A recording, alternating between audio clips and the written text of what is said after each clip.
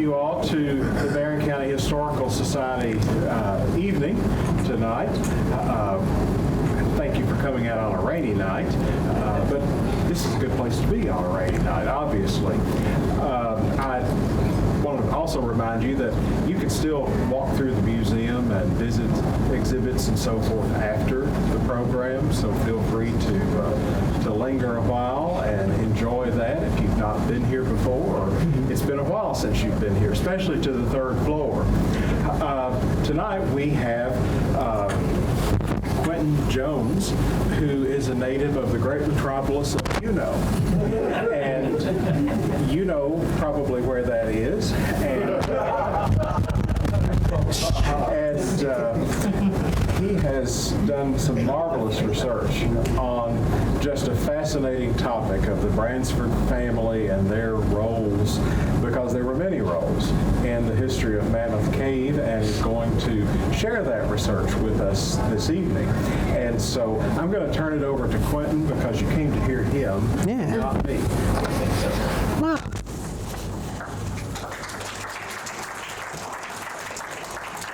Hello. Hi.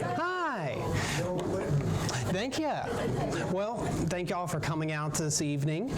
Again, my name is Quentin Jones. I'm a native from Hart County. I was born and raised here. I love it and wouldn't trade it for the world. But I wanted to share not just my story, but the Bransford story, in fact. As Terry mentioned, Bransfords have had a long history at especially Mammoth Cave.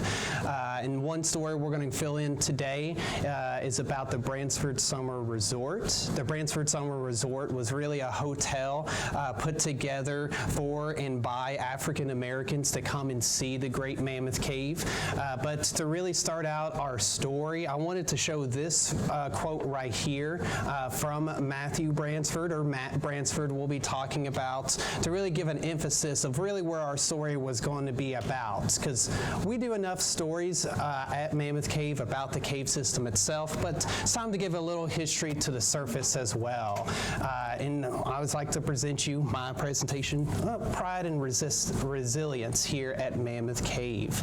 Now, I can go on about Mammoth Cave and all of this, but not everyone here may know everything about Mammoth Cave. So kind of give you some context. What even is Mammoth Cave? Mammoth Cave is a cave system located here in central Kentucky. It's located underneath 3 different counties, in fact, Hart County, Barren County, and Edmonson County. We know now it is the longest cave system on Earth, a little over 426 miles as of this point. Mammoth Cave was first really explored through by ancient Native Americans back about 5,000 or so years ago now. So by the 1790s, when Mammoth Cave was first discovered by Europeans, at first it was used actually as a saltpeter mine, used to mine saltpeter out of Mammoth Cave. Saltpeter is the main component of black gunpowder. At first, it was really used by the local area. Families really harvested the cave of just the peter from the dirt to make gunpowder, to resource food for their households. But by a lot of this saltpeter actually was not only just going to the family members around the area, but also to the national government as well, giving some of this saltpeter to the federal government for the War of 1812. Out of every 3 rifles that was shot in the War of 1812, one of them was using saltpeter made straight from the dirt of Mammoth Cave. But once the War of 1812 petered out, thank you. But once the war really petered out, there was really no profit coming from saltpeter. The whole reason saltpeter was being mined in Mammoth Cave was from the Embargo Act of 1807. But now that the war was over, we could trade internationally, and it was cheaper to do as such, so saltpeter really just fell out the wayside. So Mammoth Cave had to shift. What are we going to do? The next thing they thought of was just tourism, bringing people to Mammoth Cave, letting them tour throughout the cave system, getting to see Native American artifacts along the trails of the cave. It was a thriving place, and people were coming all over the United States to come and see Mammoth Cave. People were writing about it, newspapers, articles, all across the world. But really, everything truly started to change around the year of 1838. A gentleman named Franklin Gorin had purchased the cave. He had brought with him a gentleman named Stephen Bishop, but along with that, he had leased out a gentleman named Matterson Bransford. He usually just goes by the name of Matt Bransford. Matterson was brought here in 1838 as an enslaved man, leased to Mammoth Cave. Matt and Stephen and even another gentleman named Nick Bransford. And as context, by the way, Matt and Nick were not blood related. They shared the same last name because that was their owner's last name. But regardless, Matt, Nick, and Stephen, they truly made Mammoth Cave really what it was, really getting its name out there. Many adventures throughout the cave you'll read about has someone to do with either Stephen, Nick, or Matt here. Matt would actually end up being the first generation Bransford to lead cave tours throughout Mammoth Cave. But as time wore on, he wouldn't be the only Bransford. Later on, his son, Henry Bransford, started leading cave tours throughout Mammoth Cave. To kind of give you a context of kind of how Henry was, the best way to really describe Henry was that he was truly a hard worker. Henry grew up on what is called Flint Ridge, which is located still within Mammoth Cave today. Henry grew up there, and his daily kind of routine is he would wake up in the morning and walk to Mammoth Cave. He would walk down Flint Ridge, they'll go right back up that ridge, go and give cave tours throughout Mammoth. Now, cave tours, you had two options. You had the short tour and the long tour. The short tour was 4 to 6 hours long. The long tour was 12 to 16 hours long. So these was long times inside the cave. Maybe Henry would do one long tour in a day or two short tours. But regardless, when his job was done for the day at Mammoth, he walked back home. He walked back down the ridge, crawling right back up, and then his day wasn't even done. Henry would even till and farm during the night. Sometimes articles say that he was literally doing it by the moonlight, tilling the lands as much as possible. Unfortunately, this wore on Henry. As you may see there at the bottom, he died at the age of 49. He was 49 years old. He had actually had a heart attack and had taken his life early, unfortunately. But his children and even the local community saw how devastated that was. Henry being this hard worker, providing for his family, they actually made sure to give him a headstone at the Bransford Cemetery, still located in the park today. One of those children that would actually provide that headstone for Henry was a gentleman named Matt Bransford. Matt and Matt, yes. Now, Matt Bransford, he is considered what is third-generation cave guide, and then you may already see some confusion. Why are they both named Matt? Matterson Bransford, it was just more common just to call him Matt. As Matthew came around, they started calling him Matt as well, and it started causing some confusion. So what we do here at Mammoth Cave, we consider Matterson 1T Matt, and we consider Matthew 2T Matt. We often see that inside the cave as well, either seeing the 1T or the 2T. So we could differentiate between the two. But talking about Matthew, he's actually one of our main characters of this story. Matt Bransford was born in 1882, right along Flint Ridge, born right there in Henry's household right there. Grew up all along Flint Ridge. But at first, He would not get into cave guiding at first as time wore on. In fact, I'm mixing up names already. Matt, his real first job at Mammoth Cave was actually as a lunch carrier. So while cave guides were actually leading people throughout the cave, Matt was actually the one following in behind the chore, carrying a big lunch basket, maybe full of biscuits, cornbread, fried chicken, wine, bourbon, and just carrying that throughout the cave.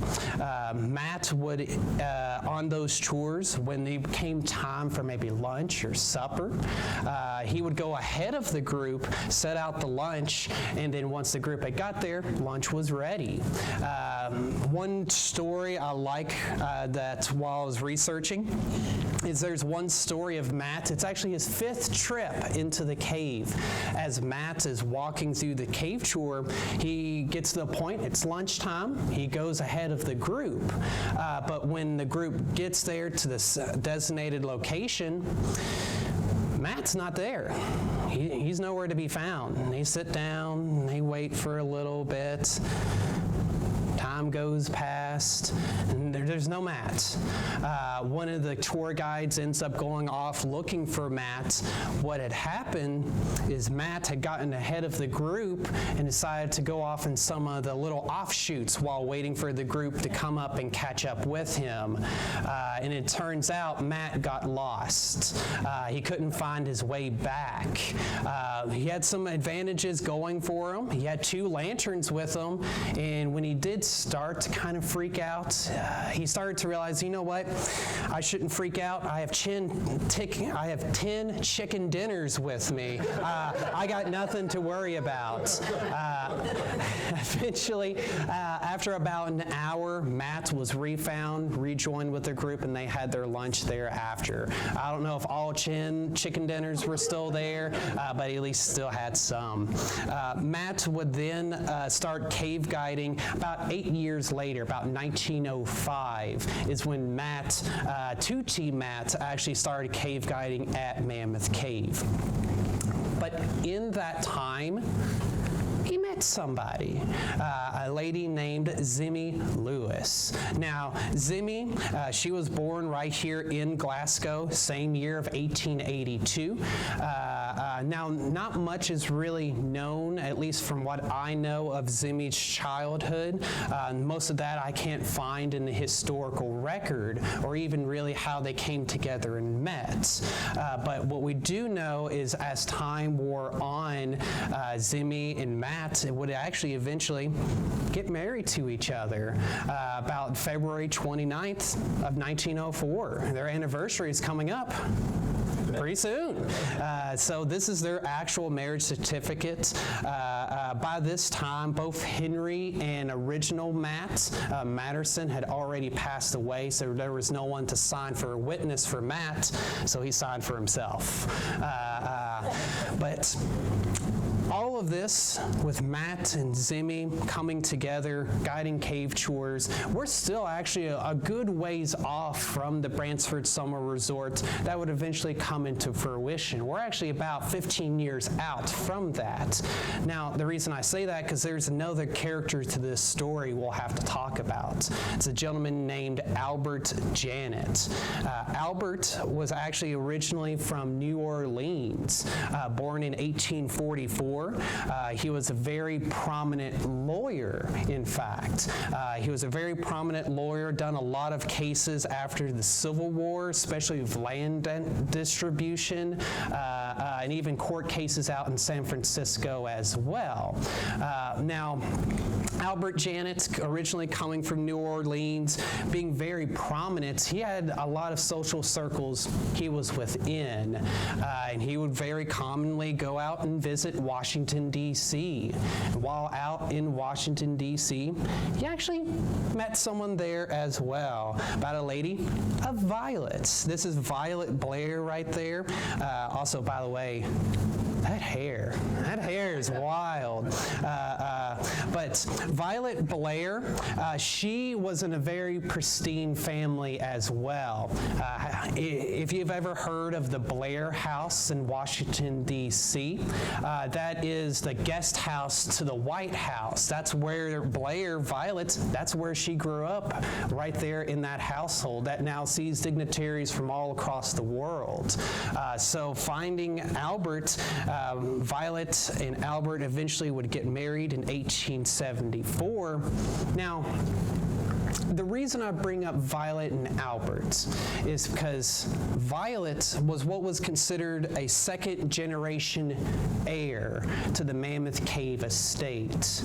Because the Mammoth Cave estate, especially by the late 1800s, had been split up across some nieces and nephews. Because the original owner to Mammoth Cave had passed away in 1849, a gentleman named Dr. John Cron. He didn't have any kids, so he passed down the Mammoth Cave estate to his 9 nieces and nephews and said that the Mammoth Cave could not be sold until the last generation heir was to pass away. Violet was a second generation heir, so she wasn't an original, but her mom was. So when her mom passed away, Violet gained all those shares and then became the major stockholder of the Mammoth Cave estate. She wasn't very hands-on at Mammoth Cave. To be honest, she stayed in Washington, D.C. 99% of her time.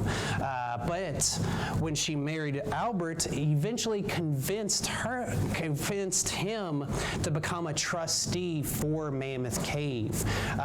With him being a trustee, he was eventually brought to the Mammoth Cave Hotel and basically became the boss over the hotel itself. When Albert gained control, or at least started managing the Mammoth Cave Hotel, especially by about 1904, Mammoth Cave was really changing at that time. You see, Mammoth Cave, for the longest time, people coming out to the cave system, especially in the 1800s, they were staying long periods of time. They might stay a whole week at Mammoth Cave. They might stay a couple months at Mammoth Cave. But by 1904, I was kind of going by the wayside. Many people aren't staying at one location for months on end, especially when the automobile is coming out and you can drive everywhere, anywhere you want. So they kind of money or profit coming into the hotel was diminishing because people weren't staying as much. So Albert was trying to figure out, how do I get more people to Mammoth Cave? And he started to think, well, actually there's an untapped tourism that has not been tapped into. And that was actually African American tourism, allowing people to come to Mammoth Cave and get to see it just like anyone else had for decades and, well, hundreds of years before then. So Albert decides, well, I say he decides, we're not exactly sure, but Albert and 2T Matt end up getting together and kind of come up with an idea of making it a hotel. Now, was it Matt's idea or was it Albert's idea? We really don't know. It's lost in the historical record, whoever's idea it was. But Albert was definitely a big pusher for this Bransford summer resorts, because in fact in 1920 he brings Matt to the Hotelsman Exposition all the way up in New York City in 1920. Now this was a big ordeal. It took up 3 floors of the Grand Central Palace. Can everyone see the text down there, by the way? No, kind of, okay. This is the Grand Central Palace right here. They took up 3 floors. They had about 300 booths open as well. And this had hotelsmen and people coming from hotels all across the country, all coming here to New York City for this exposition, basically a conference. Albert paid for Matt's journey up to New York State to come to this exposition. And it would eventually, with this knowledge that Matt learned here at this exposition, he would eventually launch into making his hotel at Mammoth Cave. And in fact, it came the next year after, in 1921, in the summer of 1921, being actually opened up to tourism to Mammoth Cave. Albert Janning actually even gave Matt about a $10,000 loan for the hotel to get it up and started.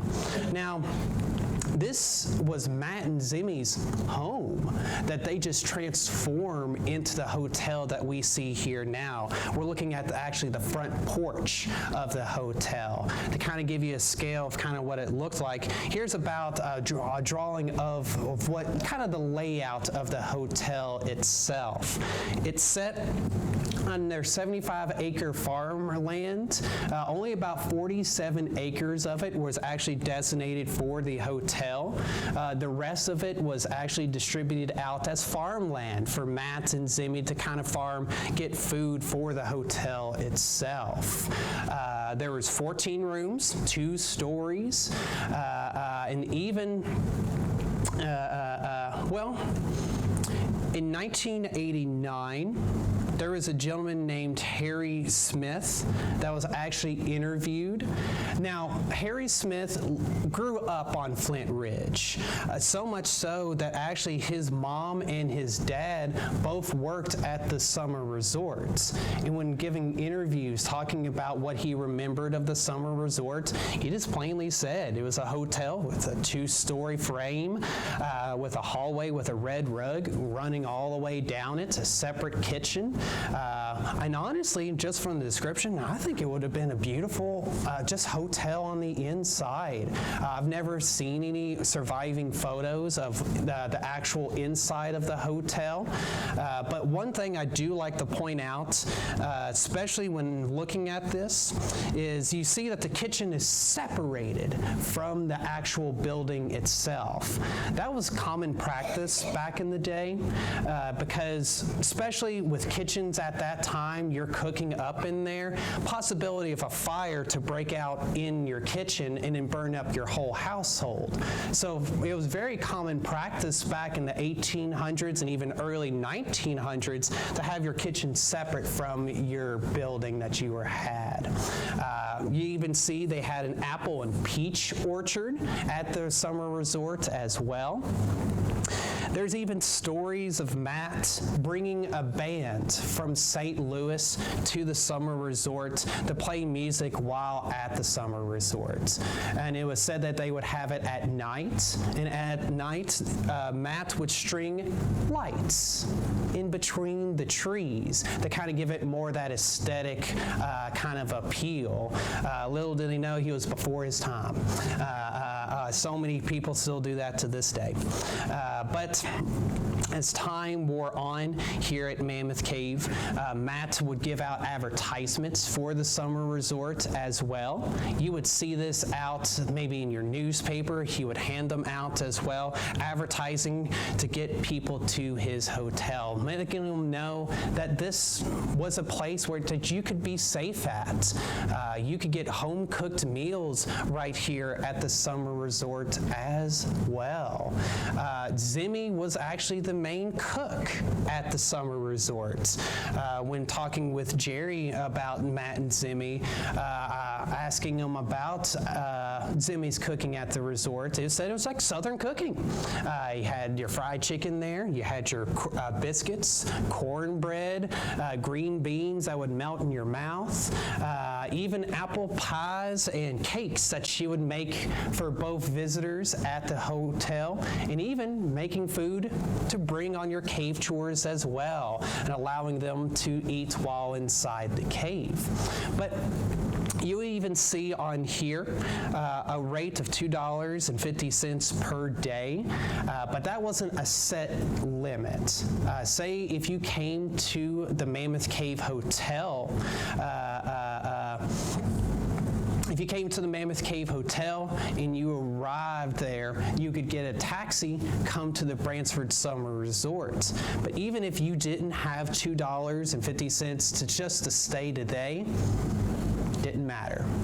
Matt said, whatever you had, we'll take it, call it good enough. Because he wanted to make sure everyone had a place to stay at Mammoth Cave.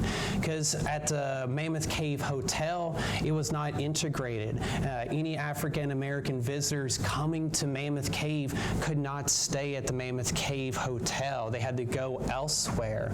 So having the summer resort there around Mammoth Cave really propelled African American tourism to the cave, something that had not been there for decades beforehand. And Matt and Zimmy wanted to make sure people heard about this. So anywhere they would go out, they would make sure to bring postcards with them. In fact, do y'all remember that photo a little bit earlier? It was like the picture of Matt. He had like all the writing underneath, you know, that one right there. So this was actually what was called a guide card. So cave guides would actually hand these out before your cave tour or either afterwards, so you could remember who your cave guide was for your cave tour. Matt would get this put together in postcards. So whenever he would head out somewhere, like maybe on a big trip, he would hand out, both Matt and Zimmy would hand out these postcards. One such journey is they went up to Niagara Falls and they were handing out these postcards as well. But not all, unfortunately, was smooth sailing, because even though now that they have African American visitors being able to see the world-renowned Mammoth Cave, not everything was smooth sailing at the time, unfortunately, because the Mammoth Cave Hotel at the time, as I mentioned, no one of African American heritage was able to even walk into the building. There was all sorts of different things that you had to have for your cave tour before going in. One good example is before cave tours, because you got to think, people coming to Mammoth Cave, they were the rich, the wealthy, and the famous, just like you folks here today. And as you were coming out to Mammoth Cave, you would wear maybe your Sunday best, a suit and tie, slick leather bottom shoes, ladies with hoop skirts, high-heeled boots, maybe even a parasol, just in case rock would fall in the cave. But all the while, y'all like that one.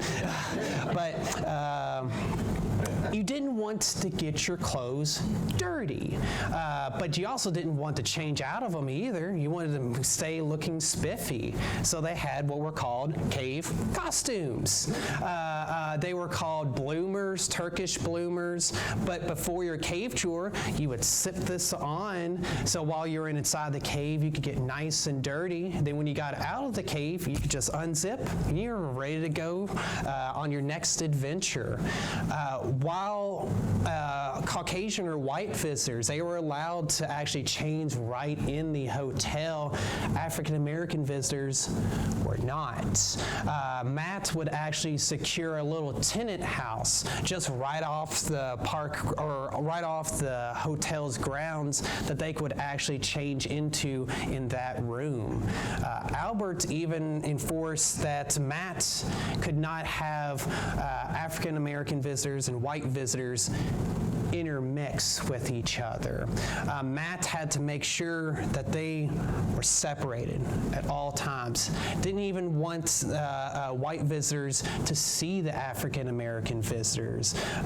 One such way is that while the Caucasian or white visitors were going into the cave, that's when they would have the African American visitors come from the resorts, so that the visitors inside the cave never had to see those on the surface. Just terrible. And having even one other story is on cave tours. Say you were inside the cave and there was an African American tourist group sitting there, maybe enjoying their time, and another white Caucasian group came up. The African American group had to give presents, had to let them pass on by while they waited there. When talking with Jerry about Matt and Zimmy, he shared a story about one time Matt is at the entrance of Mammoth Cave. Zimmy had brought a whole bunch of meals right down there for them to eat, a whole bunch of cakes for them to eat, and then a white tourist group starts coming out. And Matt decides, you know what? We're sitting here, we're enjoying our cakes, we're enjoying our meal, we're just gonna stay. Didn't give them the presents that they for the other tour, and the other tour guide made sure to let Matt know this. This is like, are you not going to give us the presents? And Matt's like, no, we're right here, we're enjoying our meal, we're going to stay. The other tour guide would say to him, it's like, well, Albert's going to hear about this.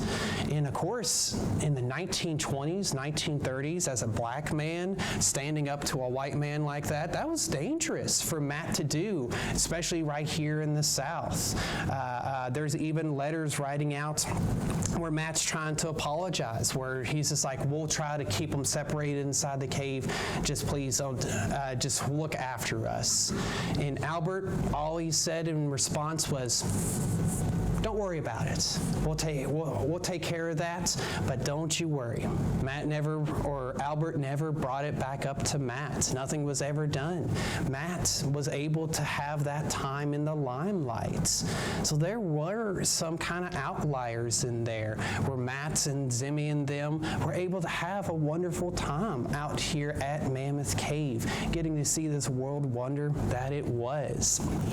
As time wore on, well, to be honest, much after about 1922, once things had kind of settled down, all the kinks were kind of worked out, there's not much in the historic record of kind of the day-to-day operations, because if nothing was changing, why write it down? So everything kind of kept moving as such from about 1921 till all the way up until the 1930s. The summer resort was a thriving place, seeing thousands of African American visitors to the cave system.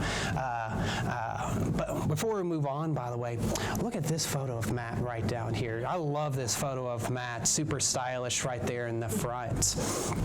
But as time did go on, as we know, the inevitable was to happen. Mammoth Cave was going to become the start a national park.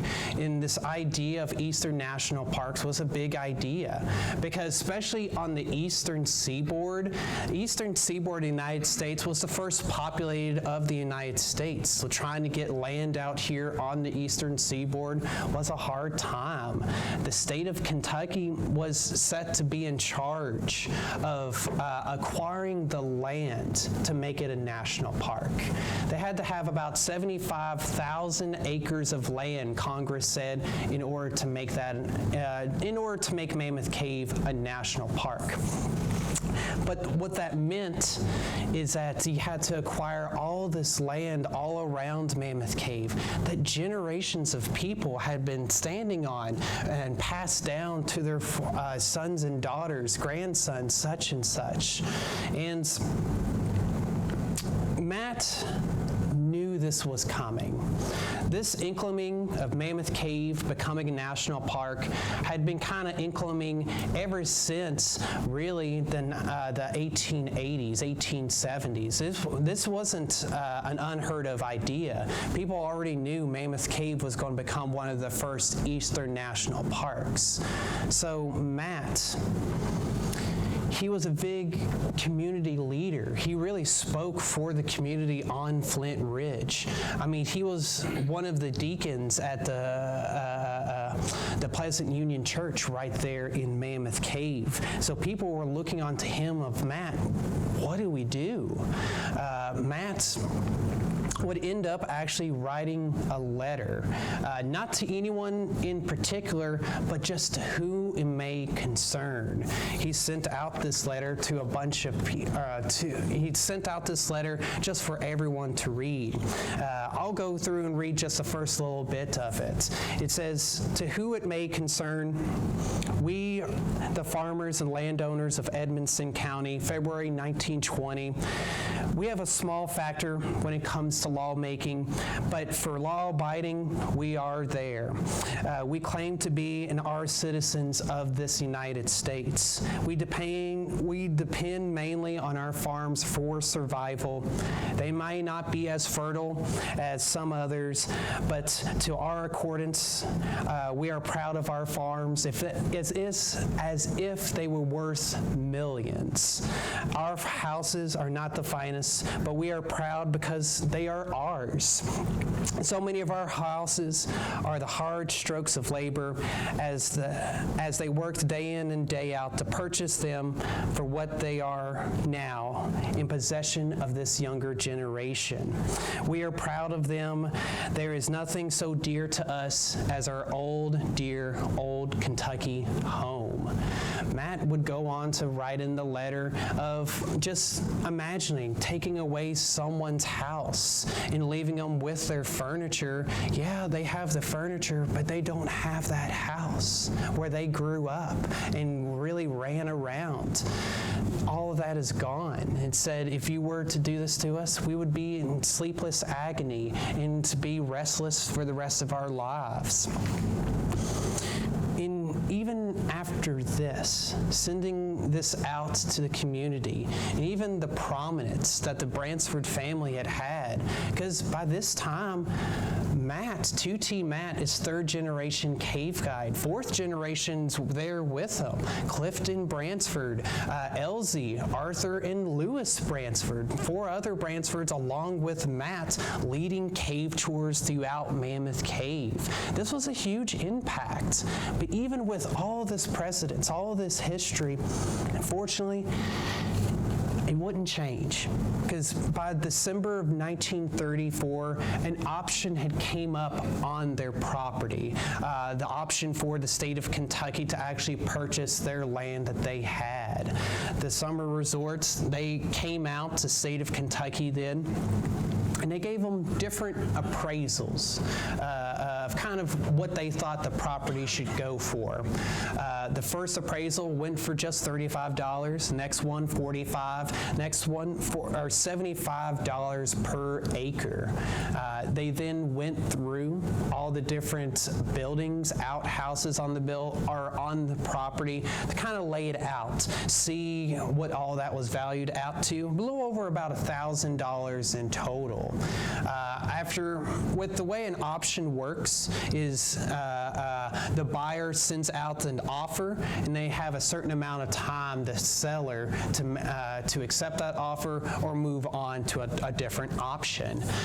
But in this case, the option that the state of Kentucky gave Matt and Zimmy is that they would give them full value of all their buildings on their property, so that full about $1,000, but only about $26 per acre. So even their lowest appraisal at $35, they still undershot them by at least $9, cutting them out just even a little bit more money from what they had here. Eventually, Matt and Zimmy were offered about $3,000 in total, about $69,000 in total in today's money for their land, for their house, everything that they had built up to that point. After a few months, Matt and Zimmy would move out, never to return to Mammoth Cave. Matt and Zimmy never went back, especially Matt saying, I want to remember it as it was and not what it is now. Matt and Zimmy would eventually move out to Cave City. This photo right here is a whole Bransford family photo right here. Of course, you have 2T Matt right here. On the far end, you have Flossie Bransford. The next one over, you have Zimmy Bransford. One after that, second to the left, that is Alice. That is Matt's mom. And I can't remember, I think it's Clora Bransford, all the way here on the very far left. Matt and Zimmy would end up moving out to Cave City. If you know where the big municipal cemetery is out in Cave City, that's around where they set up their next house. They had actually set up a new hotel, the same scale as the Bransford Summer Resort, right located in Mammoth Cave. But after only a few months, maybe about a year or such, the hotel fails, mainly because it didn't have that driving force of people coming to it like it did at Mammoth Cave. So Matt and Zimmy eventually just gave up on the hotel business. Matt and Zimmy, especially Matt, would continue just out farming for the rest of their time together. Matt and Zimmy never had children together, whether for one reason or another, but they always had each other. Matt would eventually pass away in 1960. Zimmy would continue on and would actually live out here in Glasgow for the rest of her life, living out here, I believe what is called 14th Street, right down here, not very far away from where we sit right now. But Zimmy kept powering through. I know talking with Jerry a little bit, Zimmy still went to church every Sunday. Would have a big feather hat on, nice rosy pink cheeks on as well, still getting out and still enjoying the community. Zimmy Bransford would pass away about 1965. They are now located right up, actually the hill right up here at the Odd Fellas Cemetery, just right up here by the church right up here.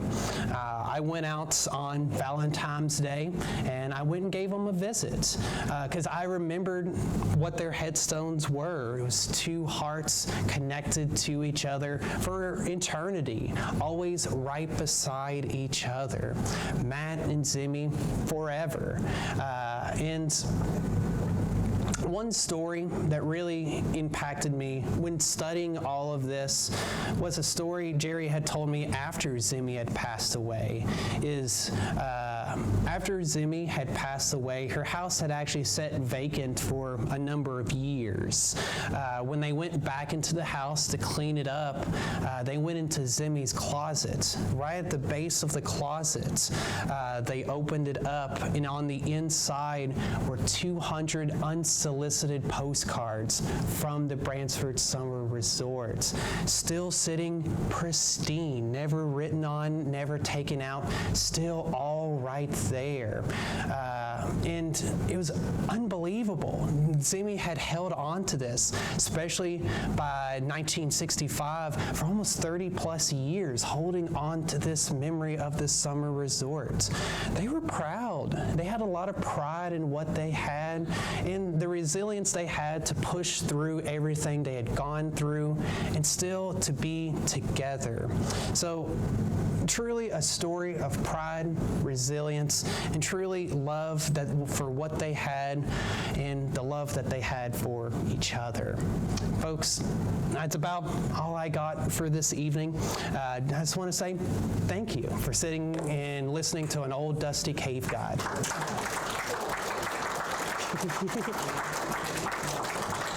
Any questions, curiosities, anything at all? Anything on your minds? Yeah. What happened to all those postcards? Most of the postcards were distributed out to the family. Jerry, I know you have about 20 of those postcards. 20, I think it was a box of 200. We just distributed them among cousins and nieces and nephews. Okay, still around, still around. Are there any at the cave? Is the cave in possession of any of those postcards? I gave one to the cave. Yes, you gave one. Yeah, one. Yeah, yes. Back during the how much did it cost them to get into the cave? For a cave tour at the time, you're looking at, well, from about 1920s or such, you're probably looking at about $3 or $4 to get on to a cave tour at that time. Unbelievable in today's time, unbelievable. Any other questions? Yes? Their hotel, I saw it's on Great Onyx Road. Yes. Where? So where the summer resort used to be located, it's one along a road called Great Onyx Road within the park today. If you're heading down that road, it's access only, so government access only road. You can walk the road if you want, you just can't take your car onto it. But if you walk out the road, not only will you see the turnoff for the Bransford Cemetery right there, but as you go on down, there's a separate road to the right that brings you to the Bransford Pump House, where they used to filter out water for both the hotel, the Mammoth Cave Hotel, and the Bransford Summer Resorts. But if you continue on down that road just a tiny bit, off to your left, you see the ground kind of where it sunk in a little bit. It looks like a perfect kind of square. We believe that's the cellar of the Bransford Summer Resort, where they had just filled it in right there. So it's not... There. You can see the well. You can see the well still there? I didn't even know that. Now I got another adventure ahead of me. Foundation stones out there, we thought, Okay. at one time. They're looking. Yeah, if y'all are wondering kind of what happened to the resort, when the state of Kentucky gained the access to the land, the state of Kentucky and the Civilian Conservation Corps came through and, because their whole plan, the Civilian Conservation Corps during the Great Depression, getting public lands together, was to bring it back to nature. So any sign of humanity, they wanted it stripped from the land. So the summer resort kind of was just like any other buildings that were around at that time. They were demolished and kind of put to the side, resources used for a different means. But you could still go out to Mammoth Cave, go out through the woods. You can find old foundations, chimneys, homesteads, all sorts. But any other questions? I'm rambling now. The Bransford family, of course, is an obvious sort of bellwether, but about how much of the workforce was African American in the late 1900s?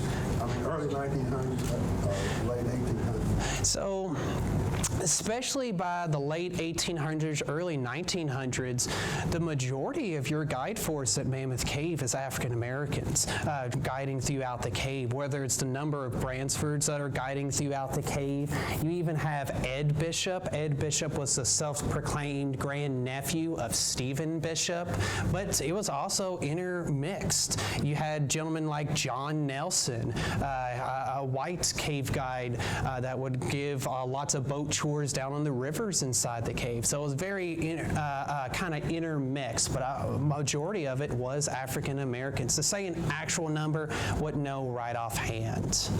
But I've always thought that Will Garbins and Bob Lively, Yes. Hunter, the Bransfords weren't the only guys. No. It's just that I don't feel there's enough said about that. I agree. There's people in Glasgow who are Charles Hunter's. Much Hunter was Charles Hunter's great uncle. Okay. And Will Garbins in Horse Cave, Kentucky. I'm sure he has relatives there. Absolutely. There's a lot said about Stephen Bishop and the Bransfords, but there's other black guys, Bob Libby's, who I don't think has ever been enough said about. I couldn't agree more, because especially Much Hunter, I don't really know very much about him. There's still stories at Mammoth Cave we still don't know everything about, but that's why we're here. Make sure to have that conversation. Hunter and Matt Bransford were given the Master Guide certificate. Yes. Yes. New tour routes found. He was very happy because they were finding more tour routes and he was making more money. Exactly. Absolutely, absolutely. Are they still going to have the, anytime yet in February, the guided tour out to the Bransford Cemetery? Yes. When's it go? So we do hikes out to the Bransford Cemetery. We done a couple last weekend. We're going to do a couple more this upcoming weekend, the 24th and 25th. We're having 2 hikes every day. So on February 24th and the 25th, there's one at 10 a.m., one at 2:30 in the afternoon as well. We go out there, we go and talk more about the Bransford family, and really go out and see like Henry Bransford headstones out there as well. Where do you hike from? So the way it kind of goes, the hike is about a quarter-mile hike. It's a quarter mile. Oh, yes. 1,600 feet from the gate down to the entry point. Absolutely. Good shoes. Very much. It was very muddy last time I went. It took me a couple of days to recover. It's also not flat. It is not flat either. Very hilly. So is that cemetery up on Flint Ridge? It is located right there on Flint Ridge, along Great Onyx Road, right down through there. We start at the visitor center right there. We do like a caravan down the road, so you get in your own personal vehicle. We drive you out there. We disembark at the Great Onyx Gate, and then we walk out to the cemetery from there. Quarter mile out there, quarter mile back. Not too bad. Anything else for me? Thank y'all. Thank y'all so much. Thank you all for coming. What a fascinating program. I think everyone learned something.